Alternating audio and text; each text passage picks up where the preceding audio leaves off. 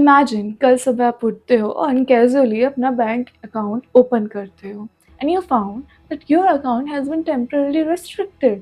You tried to refresh it, nothing happened. You try to contact the customer care, nothing happens. But the problem is कि कल rent due है, parents को medicine चाहिए, EMI auto debit 6 घंटे में है और सडनली एक अनकंफर्टेबल रियलाइजेशन होता है कि जो पैसा तुम्हें लगता था कि तुम्हारा है, एक्चुअली उसका कंट्रोल किसी और के पास है। Scary.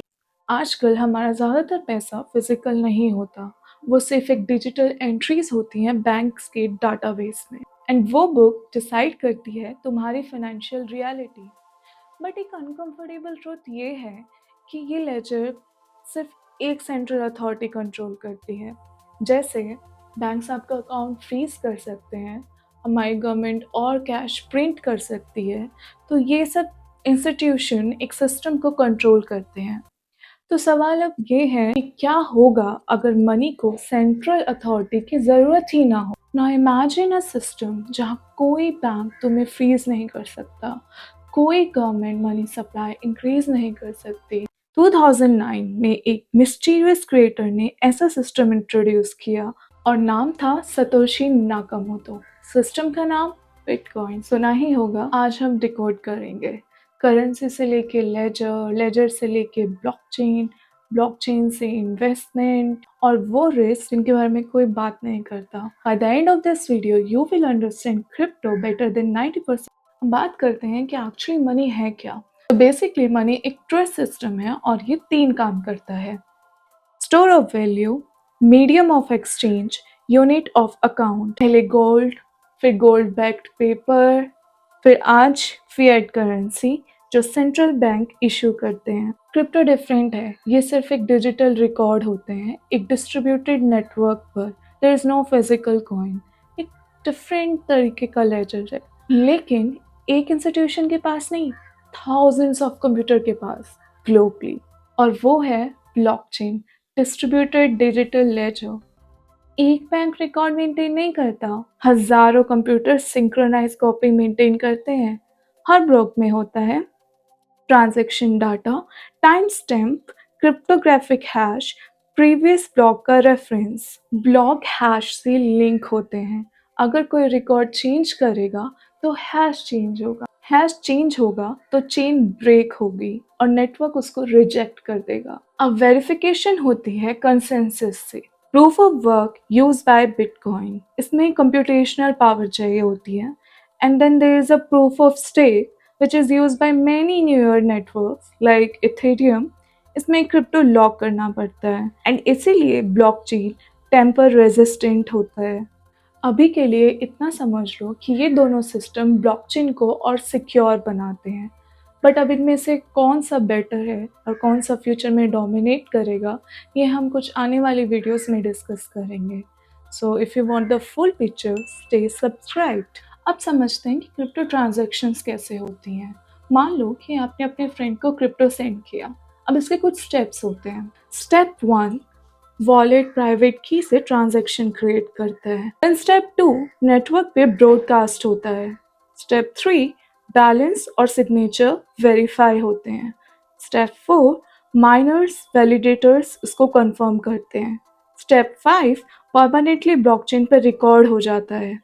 So, no bank approvals, no FSR, it's a 24/7 system and cross-border transfers minutes में कर देगा। अभी हमने समझा था कि वॉलेट प्राइवेट की से ट्रांजैक्शन करता है और अब हम समझेंगे कि हर एक वॉलेट के पास 2 की होती हैं, पब्लिक की एंड प्राइवेट की। पब्लिक की जैसे अकाउंट नंबर, प्राइवेट की लाइक योर अल्टीमेट पासवर्ड। इसमें ऑनरशिप का मतलब है कि अपनी प्राइवेट की को कंट्रोल करना, और अगर आपकी प्राइवेट की किसी और को मिल गई तो क्रिप्टो उनका। इसमें there is no forget password, no customer care. अब इंडिया में लैंड डिस्प्यूट्स का सोचो, fake papers, duplicate ownership and then years in court.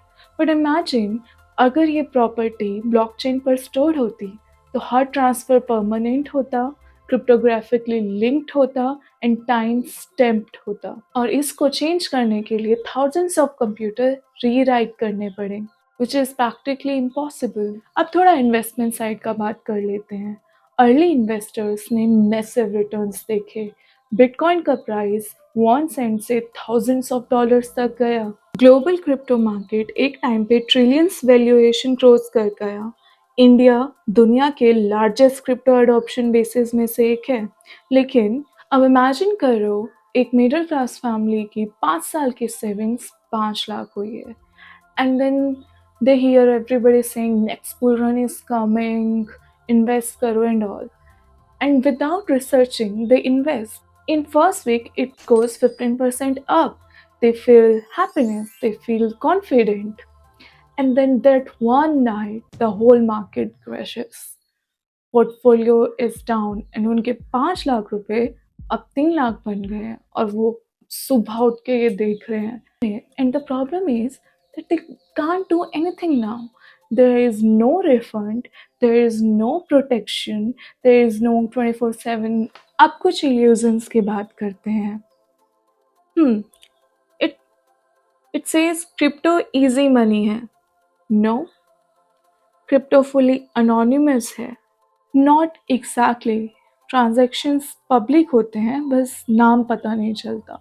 Crypto regulate नहीं हो सकता। गवर्नमेंट रेगुलेशन और ट्रांजैक्शन फ्रेमवर्क्स बना रहे हैं because there are some real risk like extreme volatility, market crashes, scams, emotional FOMO, private key lose कर देना, no government insurance, fake influencers, exchange hack से इसमें हाई रिस्क और हाई रिवॉर्ड है।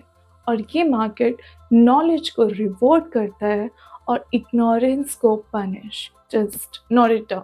पर अब आपका समझना ये ज़रूरी है कि क्रिप्टो सिर्फ एक ट्रेडिंग नहीं है, ब्लॉकचेन ट्रांसफ़र कर सकता है, जैसे कि क्रॉस बॉर्डर पेमेंट्स को, supply chains, record keepings, smart contract, digital identity. Major institutions और गवर्नमेंट इसको स्टडी कर रहे हैं और कुछ कंट्रीज के तो सेंट्रल बैंक ही डिजिटल करेंसीज को एक्सप्लोर कर रहे हैं। ये एक ब्लॉकचेन इंस्पायर्ड सिस्टम है। अब प्राइस ऊपर जाए या नीचे, ये टेक्नोलॉजी ऑलरेडी ग्लोबल फाइनेंस को इन्फ्लुएंस कर रही है।